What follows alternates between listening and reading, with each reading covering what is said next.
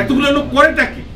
এই word master সাহেব, আপনারা সমানে লাগবে, এখন সব দেখবো, তারপর আপনি বলবেন যে আপনি কি দায়িত্ব পালন করেন, নাহলে আপনার বিরুদ্ধে আমরা বিভাগীয় ব্যবস্থার জন্য লাগবো। আপনার কি জব ডেসক্রিপশনের মধ্যে আছে সিলিন্ডার গ্রহণ করা? আপনার জব ডেসক্রিপশনের মধ্যে আছে আপনি বাথরুম ক্লিন করবেন, সবচেয়ে পরিষ্কার পরিচ্ছন্ন।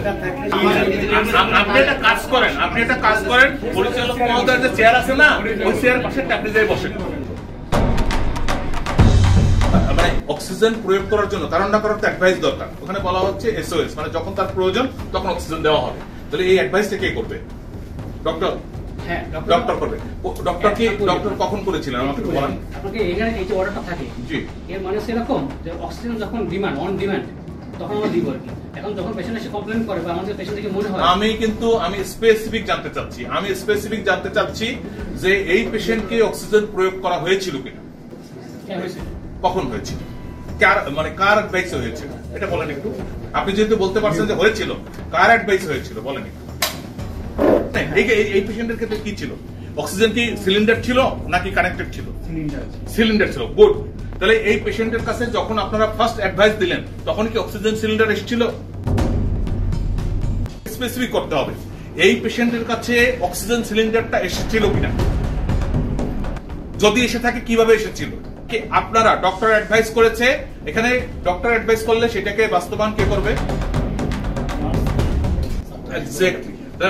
ডক্টরের অ্যাডভাইসটা আসবে প্রথমে নার্সের কাছে, তারপর নার্স নিজে যেটা পারবেন অথবা তার সাবঅর্ডিনেটদের মাধ্যমে সেটা সাপোর্ট নেবে, রাইট? এতগুলো লোক করেটা কি? এই ওয়ার্ড মাস্টার সাহেব, আপনারা সমানে লাগবে, এখন সব দেখবো, তারপর আপনি বলবেন যে আপনি কি দায়িত্ব পালন করেন, নাহলে আপনার বিরুদ্ধে আমরা বিভাগীয় ব্যবস্থার জন্য লাগবো। আমি বলেন সরকারি কজন? 18 জন। গুড। আউটসোর্সিং 50 জন। 50 জন। আর সরকারি কজন? 50 জন আর 18 জন, 68 জন। এই 68 জন পরিচ্ছন্ন কর্মী এই হসপিটালে কোন জায়গাটায় কাজ করছে আমাকে একটু আপনি এখন দেখাবেন। আপনি আমাকে দেখাবেন যে আপনার পরিচ্ছন্ন কর্মীরা কোথায় কোথায় কাজ করেছে। 68 জন কর্মী তো মুখের কথা না। আপনার কি জব ডেসক্রিপশনের মধ্যে আছে সিলিন্ডার গ্রহণ করা? আপনার জব ডেসক্রিপশনের মধ্যে আছে আপনি বাথরুম ক্লিন করবেন, সবচেয়ে পরিষ্কার পরিচ্ছন্ন। সবগুলো দিয়ে চলে যাচ্ছে। আপনি একটা কাজ করেন, পরিচালক মহোদয়ের যে চেয়ার আছে না, ওই চেয়ার পাশে আপনি যাই বসেন। আপনি যেহেতু হসপিটালে সবকিছু দেখভাল করার দায়িত্ব নিয়েছেন, আপনি পরিচালক মহোদয়ের পাশে চেয়ার বসেন। যান।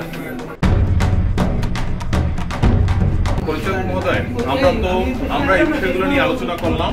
আমরা রেকর্ড ভিত্তিক ভাবে কার কি দায় দায়িত্ব আছে সেটা আমরা নিরূপণ করবো পরের কথা। আগে যে এর বিরুদ্ধে আপনারা কি আইনগত ব্যবস্থা নেবেন, আপনি তো এই জিনিসটা আপনার সামনে প্রমাণিত, প্রতিষ্ঠান প্রধান হিসেবে আপনি কি ব্যবস্থা নেবেন সেটার ব্যাপারে আপনি পদক্ষেপ করুন।